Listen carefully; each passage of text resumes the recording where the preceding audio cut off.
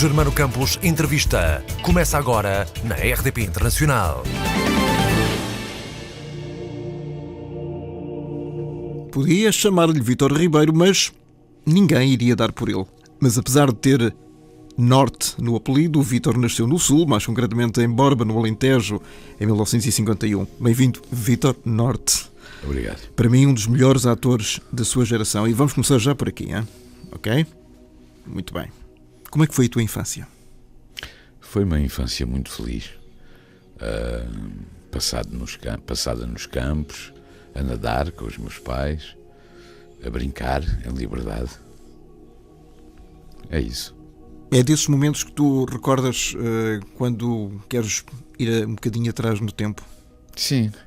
Eu recordo as grandes aventuras com os meus pais, porque na altura, isto há tantos anos, a minha mãe e o meu pai nadavam comigo nas albufeiras, fazíamos grandes caminhadas a pé para ver os animais e eu era feliz assim. Filho único?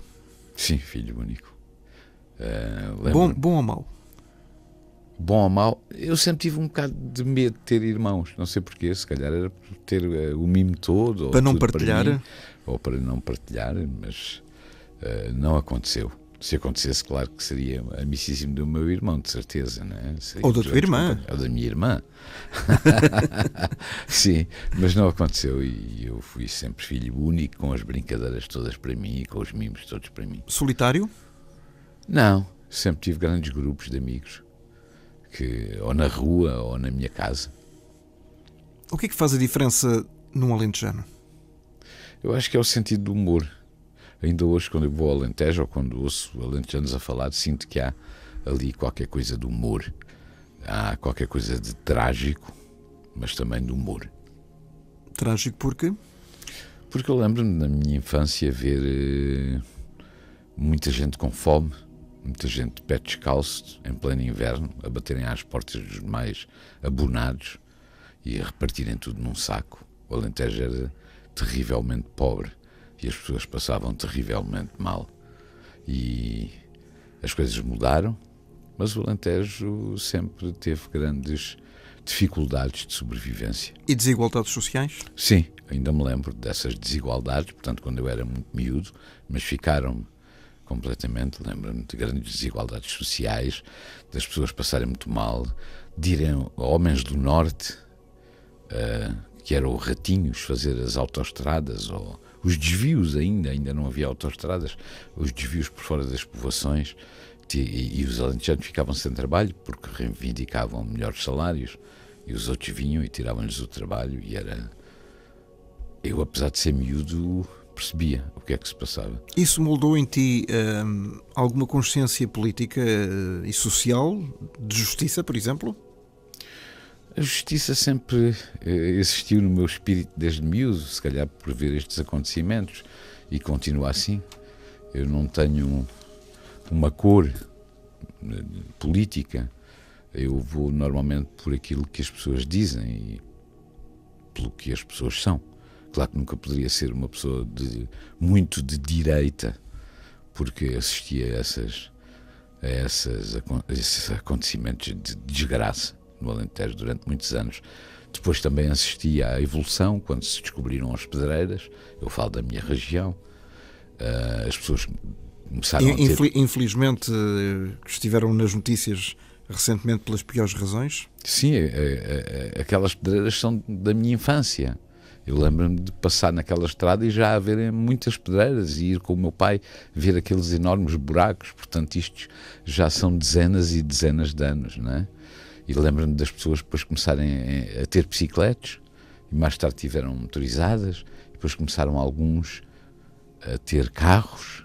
Lembro-me dessa transformação social toda que aconteceu no Alentejo, com muitas desgraças. Quando as pedreiras foram descobertas, os macacos eram manuais. Eu lembro-me de haver muitas desgraças, muitas mortes nas explosões, no arrastamento das pedras. E não havia a proteção que há hoje, não é? Absolutamente nada, eles trabalhavam sem proteção, praticamente. No trabalho. A tua família era classe média alta, classe média baixa, média... Talvez chamemos de classe média alta, mais pelo estatuto social, porque o meu pai trabalhava na Câmara, era tesoureiro da Câmara Municipal, portanto tinha Isso era um posto. Sim, era um posto social. Apesar de não ganhar muito mais que um trabalhador manual, porque os empregos de Estado de antes eram muito mal pagos, mas pronto, era uma condição social um pouco superior, talvez, e na minha casa nunca houve fome, e matámos a fome a muita gente. É exatamente isso que eu ia perguntar. As pessoas também iam à tua casa pedir? Sim, à minha e à dos outros um pouquinho mais abastados. Lembro-me de ver ranchos de homens, 20 ou 30, descalços. E crianças? As crianças deviam estar em casa à espera que os pais descalços levassem algum sustento. Como é que os teus pais justificavam essa situação? De irem pedir comida à casa de outrem, à casa de estranhos? Não, os meus pais não. Não. Como é que eles falavam e interpretavam e diziam e justificavam isso? Era natural. Acho que tinha sido sempre assim. E acho que houve tempos que ainda foram piores. Anteriores ao teu nascimento? Sim, anteriores a mim, porque o Alentejo sempre foi uma região terrível em termos de trabalho, de produção. Havia as grandes propriedades, né? E os outros pouco tinham. Os latifundiários. Sim, lembro das pessoas comprarem um pouquinho de café e molharem o pão no café, e eram essas as suas refeições, basicamente. E as sopas de cavalo cansado ainda são do teu tempo ou não? Sim, são do meu tempo. Eu nunca tomei, mas era natural as pessoas falarem disso e isso acontecer, darem sopas com vinho às crianças para elas dormirem e eles poderem trabalhar mais descansados. Isso era absolutamente terrível. Como é que foi a tua educação escolar? Eras um bom aluno? Eu nunca fui muito bom aluno. Fui sempre bom aluno em certas disciplinas, como seja o português, por exemplo. Sempre fui bom aluno nisso. Na matemática nunca fui bom aluno, nunca percebi bem a matemática. Se calhar da forma muitas vezes como é explicada. Pois, ou do interesse das pessoas também, não é? Porque eu acho que a matemática é importantíssima, mas pronto, havia aquele não à matemática das pessoas, dos alunos, etc. E continua a haver um pouco essa aversão. Mas eu sempre fui bom aluno português, apesar de não saber grandes gramáticas, mas sempre soube explanar os meus pensamentos, mais ou menos. Isso foi muito bom e útil para a tua carreira de ator. Sim, foi. Eu lembro perfeitamente no dia em que a minha mãe me ensinou a escrever, que teve uma grande conversa comigo e que me explicou que a imaginação, nós podemos fazer da imaginação o que quisermos, portanto escrever ou desenhar ou moldar é a nossa imaginação em princípio, e depois serão as condições o dom que nós tínhamos para as coisas. Lembro-me dela me explicar como é que se escrevia e eu a partir daí fui sempre o melhor a escrever. E é engraçado porque a primeira vez que vi teatro foi uma peça que eu escrevi. Que se chamava? O Rei Balão da Coroa de Latão, que era uma crítica social. Queres falar um bocadinho? Quantos anos é que tinhas? E pá, 12 anos, 11, 12. De uma ponta à outra. Sim, escrevi a peça e era eu o protagonista, claro. O único? Não, mas não, eu era... Podia ser um monólogo. Não, era uma peça mesmo, com o rei, a rainha, um ministro mau, uma princesa que era raptada, e era isso, e era muito engraçado a peça. Aliás, eu, passado muitos anos, reescrevi a peça e apresentei a peça durante bastantes dias nos teatros do Parque Meyer e foi um êxito para os miúdos na altura. Ou seja, sempre esteve atualizada. Sim, a peça é um bocado crítica, mas está sempre atualizada, não é? A peça é um pouco o que se passa com as pessoas que têm muito dinheiro e os pobres. Tu tiveste vários empregos antes de ser ator. Sim, trabalhei numa fábrica de vidro, nos escritórios. Mas terminaste os estudos? Em que... Não, continuava a estudar à noite. Portanto, tu tens o equivalente que é ao curso comercial. Ainda me faltam umas disciplinas para acabar. Aliás, eu tive para acabar, mas não vale a pena. E... Na altura havia essa divisão, não é? Que chegava-se para aí ao 5º ano. Sim, e ou seguias ou ias trabalhar. Claro que eu cheguei a uma altura que tive que ir trabalhar para continuar a estudar. Depois houve um curso de jornalismo em que eu me inscrevi e em que passei.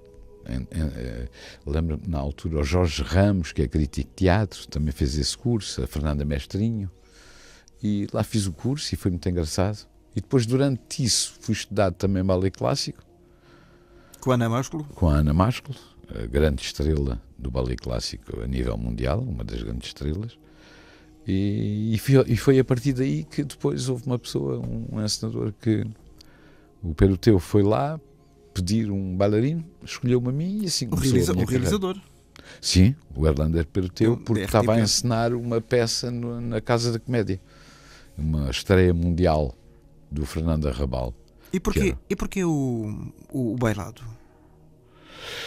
O bailado, porque é assim, eu sempre tinha feito ginástica especial nas Tremores. Havia uma classe de ginástica especial em que eu pertencia e que era um dos meus elementos. E depois o meu pai dançava e nós divertíamos muito em casa. E ele era muito cómico a dançar, mas dançava muito bem, muito bem. E eu aprendi com ele e divertíamos-nos muito, eu, meu pai e a minha mãe. E quando eu vim para Lisboa, eu pensava que sabia dançar muito bem, que era um bailarino. E então li no jornal que havia audições e fui lá. E o senhor, o coreógrafo espanhol, ficou um bocado de boca aberta, porque ao princípio não acreditava que eu nunca tivesse estudado bailado. E quando acreditou, e eu não fiquei, porque já tinha sido contratado um balé inglês ou uma coisa assim, ele fez-me prometer que eu ia estudar bailado, porque tinha todas as condições para ser um grande bailarino. Uma primeira figura? Sim, uma primeira figura. Porque eu era muito atlético e era Ágil. sim, e muito ágil, e tinha grande impulsão e grande musculatura e grande força. E a Ana Másculo foi o meu complemento, porque ela era da escola russa, em que os bailarinos têm que ter esses atributos. E então depois onde é que veio, onde é que se acabou o bailado e começou o ator? O bailarino e começou o ator? Eu fui para a tropa, tive 2 anos na tropa, depois fui para a Guiné, tive mais 2 anos, e um bailarino é um atleta e não pode estar 4, 5 anos sem Parado, trabalhar, não é? parado, portanto aí acabou. E são outras memórias da tua vida. E essas marcaram também. Sim, e ainda hoje me marcam, porque durante a minha carreira o dominar o espaço no bailado ajudou-me imenso. Quer dizer, eu não tenho problemas de ir às marcas ou de circular perante as câmaras ou no palco. E isso ajudou-me imenso. Quer dizer, quem estuda dança fica um passo à frente daqueles que não estudam. Não pensaste ser refratário? Pensei, aliás fiz um plano com um amigo meu em Estremoz para fugirmos para a França, mas na noite em que íamos apanhar o comboio ele começou com hemoptises, quase que ficou sem sangue e eu sozinho depois desisti da ideia. E não pensaste num plano a seguir, mais tarde? Não, era ali. Eu vinha para casa para passar 15 dias antes de ir para a Guiné. Portanto, o plano falhou e eu sozinho não sabia como é que havia de fazer e lá fui. Os teus pais sabiam disso? Não. E souberam mais tarde? Talvez. Não foi nada de importante. Não, Fui para a guerra na mesma. Não foi algo que tivesse acontecido, não é? A tua fuga para a França? Não, eu não tinha combinado com outro rapaz, meu amigo, mas aconteceu aquela fatalidade. Irias dar um grande desgosto a eles? Tens essa ideia? Ou essa não, noção? ou não, porque as pessoas, os pais dos filhos que iam para a guerra também ficavam A tremer. em pulgas e a tremer, e os filhos podiam morrer, como aconteceu a muitos, e portanto não sei se não seria mais fácil emocionalmente para eles que o filho fosse para outro país em vez de se entregar à morte um pouco. Estamos a falar em que ano? No final dos anos 60? Estamos a falar, eu fui para a Guiné acho que em 72. Portanto, tinhas 21 anos. Sim, 21, 22. E estiveste lá até aos 24. Estive lá até 74, depois de se dar o 25 de Abril. Estavas na Guiné. Estava na Guiné no 25 de Abril. Sim. Como é que recebeste essa Fui notícia? Fui eu que ouvi a notícia Na rádio? na minha companhia. Sim, eu estava a ver um ataque ao longe, sentado num tronco de um abrigo. Havia uma grande planície com dezenas de quilómetros e eu estava a ver as saídas dos canhões, porque à noite as saídas dos canhões é como um clarão no céu, vê-se a dezenas de quilómetros. E estava a ver os clarões e comecei a ouvir na rádio, uma rádio francesa, a notícia que tinha havido uma revolução em Portugal e fui logo falar com os oficiais e a partir daí foi sempre festa. Não nos deitámos nessa noite. Soubeste ou tiveste a noção de que para onde é que poderia essa revolução ir? Porque houve muita gente na altura, e hoje confessa, que não sabia se aquilo era um golpe de extrema-direita, se era de extrema-esquerda, se era feita por quem, pelo Spínola, pelos jovens capitães do movimento das Forças Armadas. Eu não soube nada nessa altura, não sabia que havia o movimento das Forças Armadas, nem nada disso. Mas eu e os meus amigos e as pessoas que estavam comigo na Guiné, os militares, ficámos todos muito contentes porque, fosse o que fosse, era melhor do que o anterior regime. Pensaste que a guerra tinha acabado naquele dia? Todos pensámos, mas ainda morreu muita gente a seguir. Porque Quantos meses depois? 2, 3. Mas sei que durante os festejos do 25 de Abril, nesses dias que passaram, houve muita gente que teve acidentes, com grandes bebedeiras, grandes festas, caminhões que se voltaram e muitas mortes. Não envolvidos diretamente em cenas de guerra? Não, em cenas de diversão. O que torna a coisa ainda mais irónica. Sim, porque as pessoas pensavam que a guerra tinha acabado e estavam mais livres, não estavam tão reprimidas, podiam dar aso à sua alegria, e aconteciam as fatalidades. E é assim que acontecem, claro. Tu alguma vez foste ferido? Não, eu nunca fui ferido. Mas estiveste na frente de combate? Sim, estive na frente de combate. Estive num sítio em que normalmente havia 3 ataques por dia. Ao pequeno almoço, ao almoço e ao jantar. Tinha hora marcada? Mais ou menos. Nós sabíamos quando iam acontecer. Normalmente sabíamos quando iam acontecer pela contra-informação. E, portanto, sei lá, ao almoço sabíamos que ia haver um ataque mais ou menos à hora do almoço. Ninguém almoçava, né? Esperava-se para o ataque e depois almoçava-se e tratava-se dos feridos. Conseguiam-se almoçar ainda? Sim, depois as coisas tornam-se muito quase naturais, sem serem naturais, não é? Porque a guerra é uma coisa completamente... É um bocado estranho, não é? A guerra é muito estranha. Parece a guerra do rolo solnado. Sim, mas a guerra do rolo solnado com muita gente sem pernas e braços. Claro. É um bocado... É isso que torna... É tão estranho que é a guerra do rolo solnado como de sangue. A sério.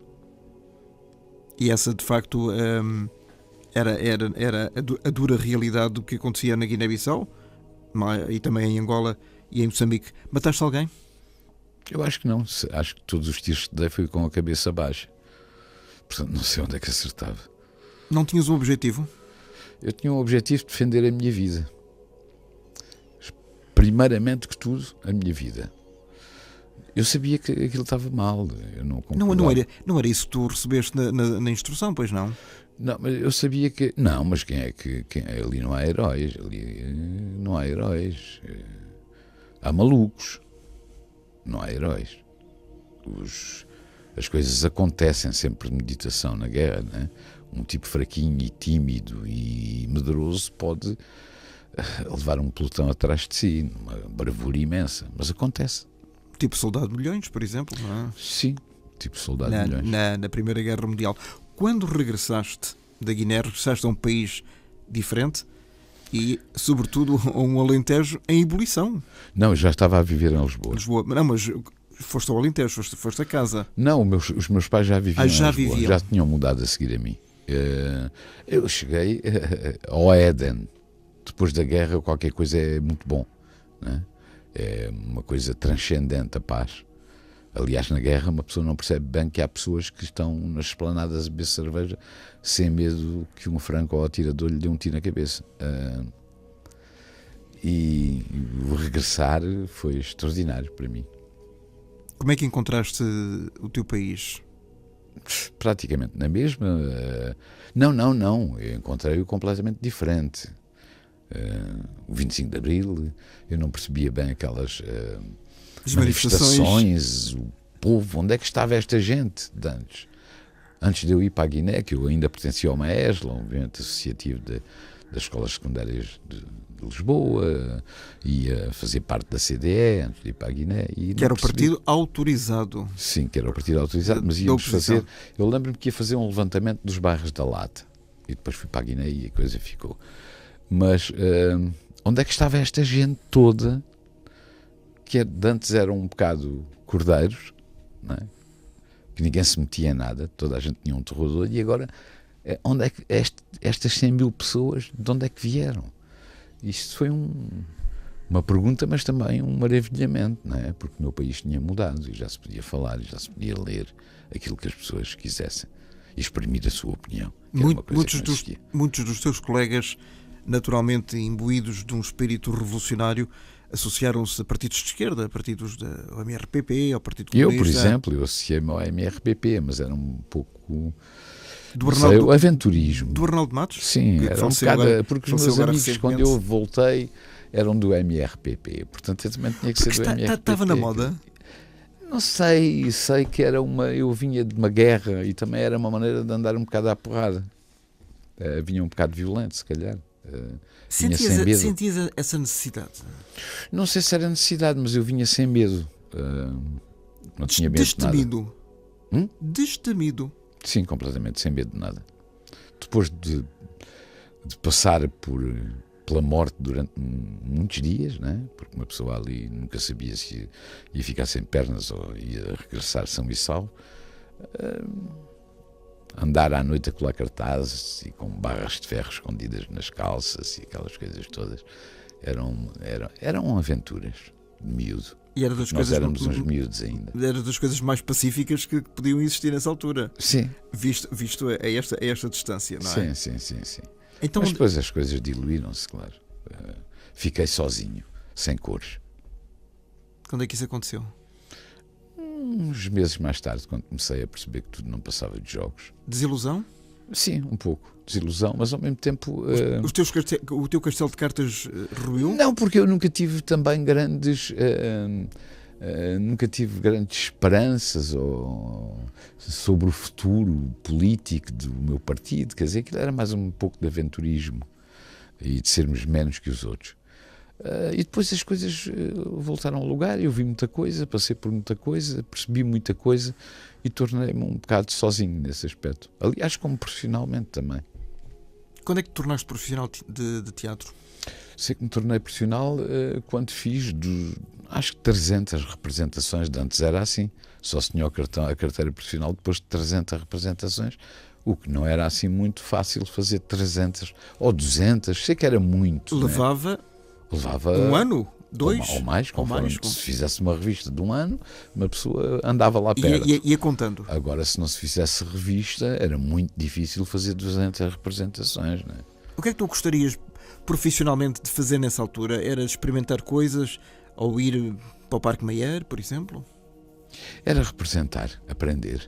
Era a alegria de estar no palco, de ir para o palco. Aliás, nessa altura era um bocado, não era bem alegria, era um bocado de terror. A alegria de poder estar com as pessoas com quem estava, de fazer, de pela minha boca saírem grandes autores, poemas, mas ao mesmo tempo um pouco de medo das coisas. Ainda tinha medo. Tem certeza?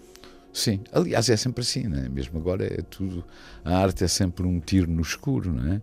E por mais planos que se façam e por mais que se tente abordar as coisas de uma certa maneira, muitas vezes é um flop, outras vezes é um êxito. A obra de arte, seja ela qual for, é sempre um tiro no escuro. Tu vieste com stress pós-traumático ou não? Não, absolutamente nada. Não, eu sempre me adaptei muito bem como ator que sou. Sempre me adaptei, lá editei um jornal, fiz um grupo de teatro, dava aulas de ginástica, sei lá, eu tinha sempre o tempo muito todo, ocupado. Muito ocupado, exatamente, para não pensar muito. Se calhar era por isso, devia ser. O teatro era uma terapia também? Sim, fartávamos de rir, porque eu era o encenador e o escritor da nossa peça de teatro, e então fartávamos de rir. Aliás, ensaiar é sempre muito bom, não é? Uma pessoa ensaiar os outros e os outros conseguirem coisas que nós queremos é extraordinário. Viste colegas serem saneados nessa altura? Nessa altura, quando eu regressei, sei que depois fui trabalhar e me quiseram sanear, porque me deram uns papéis de ator e houve atores que me disseram que eu não podia ser ator, umas coisas dos sindicatos. Alegavam o quê? Não sei o que é que alegavam, sei que não levaram a deles avante e eu fiz os papéis que me tinham dado, mas houve um bocado de objeções a esse nível. O que é que efetivamente tu sentiste? Pensaste, a minha carreira ainda agora começou e já vai terminar? Não, eu não estava muito nessa. Eu nunca quis ser ator. Eu nunca quis ser. E é interessante isso porque a maior parte das pessoas que eu conheço quiseram ser atores. Eu nunca quis ser. Aconteceu. Sou uma pessoa com sorte. De que forma? De que forma? Sei lá, eu depois de vir da Guiné ainda fui dançar no Parque Mayer. Ou foi antes? Foi depois. E... Com quem? Com o Henrique Santana? Não, com o Henrique Santana nunca trabalhei. Eu pergunto por ele, cito o nome dele, porque era um dos nomes que a seguir ao 25 de Abril estava muito na moda, Santana, não é? Sim, mas ele era a primeira figura do Maria Vitória. Eu comecei a dançar e depois acharam muita graça ao dançar. No ABC? Não, foi numa revista, foi muito antes, numa revista no Lara Alves, que se chamava, salvo erro, Dentadinhas na Maçã. E então deram-me um número, que eu já fazia um número cómico a dançar, e então deram-me um número que era O Exorcista. Na altura era um êxito, acho eu, quando apareceu O Exorcista. Assim. Com a Linda Blair. Sim. E então foi o meu primeiro número no Teatro de Lara Alves. E depois, a partir daí, começaram-me a convidar, mas houve uma altura que também disse que não dançava mais, só seguia a minha carreira como ator. Já tinha uma certa idade, já tinha vindo da tropa, os meus sonhos de bailarino a sério, clássico, a sério é sempre, de bailarino clássico tinham acabado, e então eu, depois de uma ou duas revistas a dançar, disse que nunca mais ia dançar, só ia representar. Mas fiquei em casa um ano. E depois, um dia, ao fim do ano, decidi ir pedir trabalho. Eu fui ao Teatro ABC e tinha-se despedido um quarto de hora antes o Igor Sampaio. E eu fiquei com o papel. Portanto, é sorte. Aliás, como no cinema, também foi assim. Eu estava a jogar flipers na Praça de Chile e um senhor chegou-se ao pé de mim e disse que ia fazer um filme e que também ia filmá-lo ali. E se eu estava interessado, sim. E foi o meu primeiro filme com o Joaquim Leitão. Não o meu primeiro filme. Ele foi falar comigo porque já me tinha visto como ator, mas foi assim que se chamava? De uma vez por todas, um filme a sério. E foi assim também por estar a jogar flipers. Já as coisas acontecem, vão acontecendo na tua vida. Tu disseste que não era o teu primeiro filme, embora seja o primeiro filme a sério, porque antes há uma coisa que nem sequer aparece no teu currículo, que é o Chico Fininho. Sim. O Chico Fininho, que foi um tema popularizado pelo Carlos T e pelo Rui Veloso, portanto logo no início dos anos 80, há muita gente que desconhece que tu encarnaste essa personagem no cinema. Foi, mas foi um bocado livremente, não é? Porque não faço exatamente uma interpretação livre, se calhar até demais. Mas com múltiplas aventuras. Sim, mas eu já tinha feito A Vida é Bela, com o Nicolau Brainer. Antes tinha feito... Do Luís Galvão Teles? Sim, e antes tinha feito uma espécie de um filme, chamava-se A Flor e a Vida, do Francisco Safeld. E depois é que fiz então A Vida é Bela, do Luís Galvão Teles, e pronto, e a partir daí comecei a fazer cinema regularmente. E o Chico Fininho, onde é que entra? O Chico Fininho entra mais ou menos nessa altura, mas eu já era ator há muitos anos, há alguns anos, e pronto, convidaram-me para fazer o Chico Fininho. Eu pensei sobre o assunto, se calhar pensei pouco, filo um bocadinho livremente à minha imagem, não é? A canção Chico Fininho usa botas caneleiras, com cambadas, eu usava sapatos vermelhos e não sei o quê, mas a história também se calhar se dava muito a isso porque não tinha argumento. Nós chegávamos aos sítios, o realizador dizia, e agora façam o que quiserem. E de atores era eu o único profissional. E pronto, e o filme saiu assim. Uns dizem que é abaixo de cão, outros dizem que é um filme de acima de leão. Esse filme nunca foi editado em DVD, pois não? Não faço a mínima ideia. Acho que não. Não sei. Mas está considerado agora um filme de culto, é engraçado. Passados estes anos. Era giro a RTP a recuperar esse filme, porque se calhar vai ser uma surpresa boa para muita gente. Pois, eu não me lembro. Eu não tenho o filme, nunca tive o filme. Se calhar deram-me o DVD, mas não sei o que é que foi feito. Eu mudei tantas vezes de casa. Mas gostava de rever outra vez e de rever aquelas pessoas que nunca mais vi na minha vida porque não eram atores, mas éramos muito amigos durante a rodagem do filme. Aliás, o filme foi rodado em 3 dias consecutivos sem parar. O que era uma autêntica loucura. Tu és pioneiro em várias coisas, incluindo na primeira novela feita em Portugal, a Vila Faia. da autoria, já falaste aqui do Nicolau Breiner, do Chico Nicholson e do Tilo Krasman. Sim. Tinhas a sensação ou a vaga ideia de que aquilo poderia ser o êxito que efetivamente foi? Estamos a falar em 1982. Não sei, eu nunca tive essa noção. Eu antes trabalhava para a Edipin, a escrever anedotas. Portanto, eles faziam jingles de música, era o negócio deles, e depois contrataram-me para escrever anedotas. Mas eram editadas? Sim, depois as anedotas eram para o Nicolau, para uma coisa que era, foi um programa de Nicolau, agora não me lembro o nome. O Nicolau no País das Maravilhas? Não, foi muito antes. Eu Chão Nico. Foi depois. O Eu Chão Nico foi. O Nicolau no País das Maravilhas é de 75, 76. Então foi depois. Já eu estava depois da Guiné. Mas eu escrevia para a Edipin anedotas. Já não sei para que eram as anedotas. Acho que era para uns programas de rádio, uma coisa qualquer. E pagavam bem por cada anedota que eu inventasse. Uma vez inventei tantas que não conseguia parar. Tive que ir ao hospital. Isto é extraordinário. Tive que levar uma injeção para parar de inventar anedotas. Queres lembrar uma delas ou não? Eram coisas. Eu depois olhava para qualquer coisa e já fazia uma anedota. E percebi que não estava muito bom da cabeça.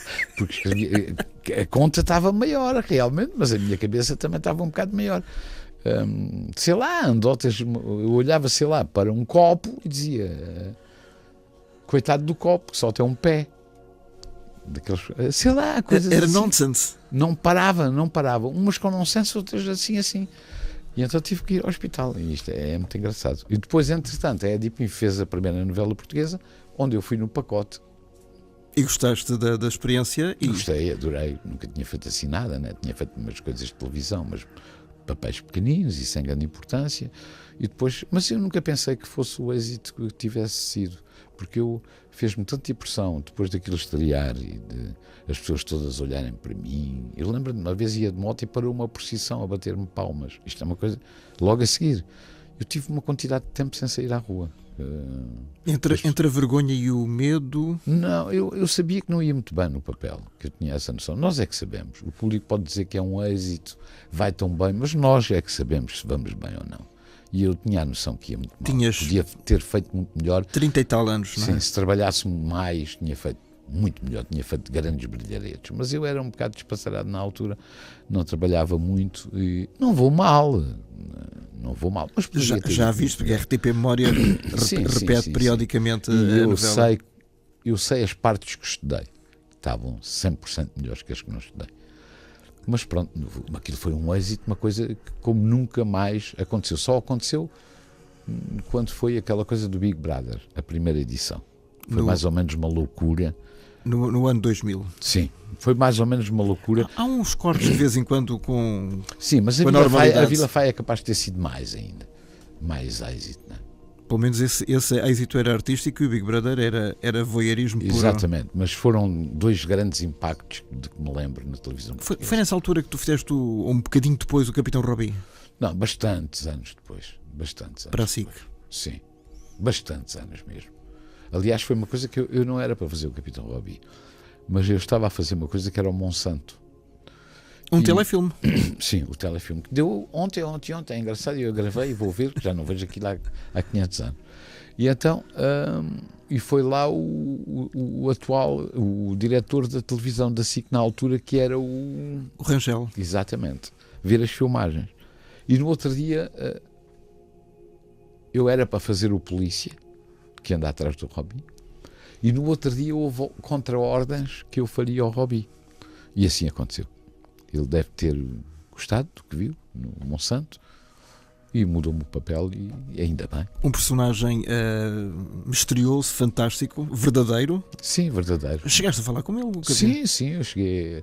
Aliás, nós fomos todos a tribunal, porque ele meteu-nos todos em tribunal. O Capitão Robbie? Sim, o Capitão Robbie. Porquê? Porque não se revia naquilo? Não, porque queria ganhar algum com isso, não é? E tinha todo o direito, acho eu. Mas como não estava registado o nome de Capitão Robbie, ele não ganhou. Era um nome artístico? Sim, não ganhou nada porque não registou. E lembro-me de estar no tribunal e entrar o Capitão Robbie, sobretudo pele de camelo, com 3 ou 4 mulheres lindíssimas, guarda-costas. Tipo o Hugh Hefner da Playboy. Exatamente, entrar ali no tribunal, entra na sala onde estava eu e as pessoas que mandavam no Capitão Robin nas filmagens, dá-me um grande abraço e diz-me: você faz melhor do que eu. E isso é engraçado. E depois, mais tarde, ele esteve muito doente e pediu para falar comigo. E eu fui à casa dele. E tive lá a conversa com ele uma tarde inteira e foi muito agradável. Pelo menos ficaste a conhecer melhor o personagem que tu Sim, ele é um homem muito encarnavas. interessante. É um homem fascinante e não é nada paro. Tu gostas mais de encarnar personagens verdadeiras ou daquelas que são propositadamente escritas para a ficção? Eu gosto de encarnar personagens que me deem interesse, que me fascinem, que sejam como uma alavanca. O Tarde Demais, por exemplo, O Tarde Demais, sim. Ganhaste um Globo de Ouro na altura? Sim, foi extraordinário. Essas filmagens ficaram para o resto da minha vida, de tão duras e tão fascinantes que foram. Tal como aconteceu recentemente, lá para o norte da Europa. Sim. O quê? Que andaste também pelo alto mar? Sim, esse filme ainda está a ser montado, mas também foi uma viagem fascinante. Então vamos falar nela, porque isso de certeza vai passar na RTP, não é? Sim, de certeza absoluta. Vai-se chamar? Vai-se chamar? Não, chama-se Terra Nova, em princípio. Há sempre nomes que depois mudam, mas é a Terra Nova. E se passar na RTP, não sei se vai passar no formato de filme, se vai passar no formato de série. Porque nós fizemos ou nas duas. O filme, ou nas duas, sim, também poderá acontecer. Porque nós fizemos primeiro o filme, todo passado no barco. Depois chegámos à Terra, passado esse mês, do Mar do Norte, e fizemos uma série. Portanto, que o filme para televisão, na sua forma de série, é o filme bipartido, não é? E entremeado com o que se passa em terra, passando-se no mar. O filme é só passado no mar. Portanto, há duas versões. Mas conta então, para quem não esteja por dentro, o Terra Nova é sobre... É sobre pesca do bacalhau nos anos 30, nas condições que havia da pesca do bacalhau nos anos 30, na dureza da vida da pesca do bacalhau. É fundamentado num livro agora não me lembro, bem, não interessa. E pronto, e é um filme sobre isso, que é fascinante. Uma grande tragédia no mar. Foi tudo filmado em loco, não? Nada de estúdio? Não, também houve estúdio, porque é assim, nós filmámos no barco 30 dias, sempre no convés, etc, etc. Interiores não se podiam, porque o interior é mais moderno do que na altura. Portanto, fez-se em estúdio uma grande cápsula, onde cabiam 20 e tal pessoas, movida com um motor, que anda de um lado para o outro, como se nós estivéssemos em tempestade, o que é extraordinário. E depois aquele fumo, as velas, os candeeiros, a comida, aquilo foi umas filmagens extraordinárias. Sentiste transportado para a década de 30 para 80 anos? Sim, porque nós vivíamos ali, né? Andávamos com aquelas roupas o dia inteiro, e aliás, com as mãos sujas. E muitos atores, o realizador, publicaram fotografias das filmagens no dia-a-dia, portanto nós de longe íamos assistindo também. Sim, essas coisas, essa vivência de uns com os outros, essa vivência diária num barco com o mar, acho que só pode ser favorável a grandes desempenhos. E acho que é o que vai acontecer. Depois a música também é extraordinária. Tiveram agora num estúdio na Hungria, música clássica, o Nuno Corte Real, e acho que vai ser extraordinário. Se as imagens que eu vi, e foram poucas, não é? Com uma música adequada, então tem tudo para dar certo. Tem tudo para dar certo. Falta é realmente saber quando é que isso vai estrear. Deve ser no fim do ano, ou coisa assim, né? Ainda está em pós-produção. Sim, está. E há outra coisa engraçada, porque o filme, quem o realiza é o Artur Ribeiro. A série é o Joaquim Leitão. Portanto, isto é muito engraçado. É raro acontecer. É raro acontecer.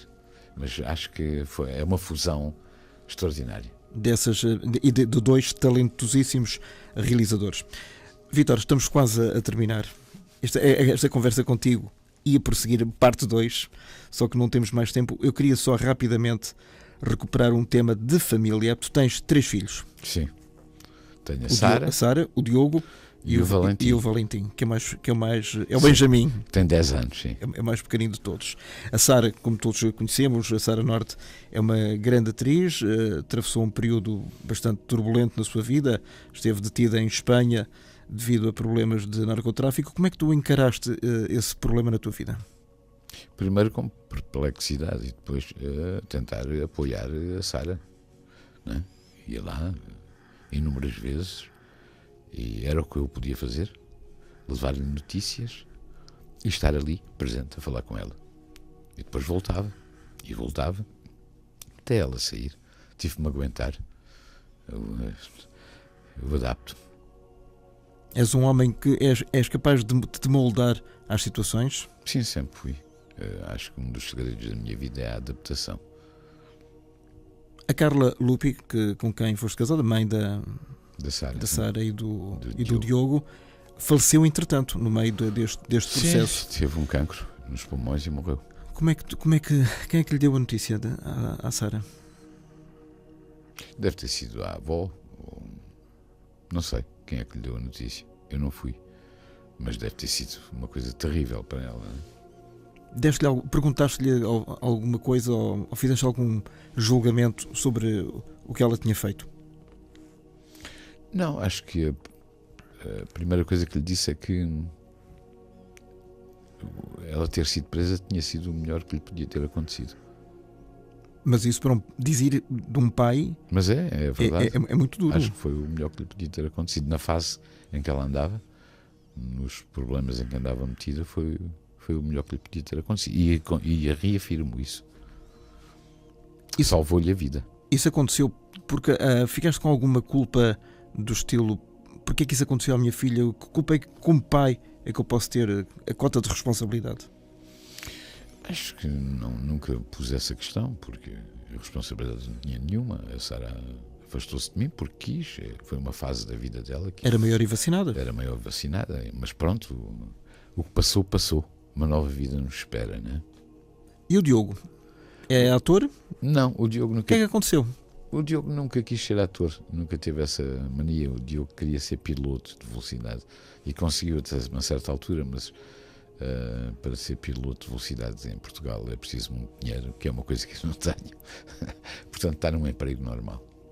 Portanto, ele queria ser talvez um Miguel Oliveira nas motas ou um Pedro Lamy nos carros. Podia ter sido. Mas é preciso... Tiveste pena que ele não concretizasse, ao contrário de ti, que o Diogo não concretizasse o seu sonho? Eu não sei se era bem o sonho dele, se era o meu.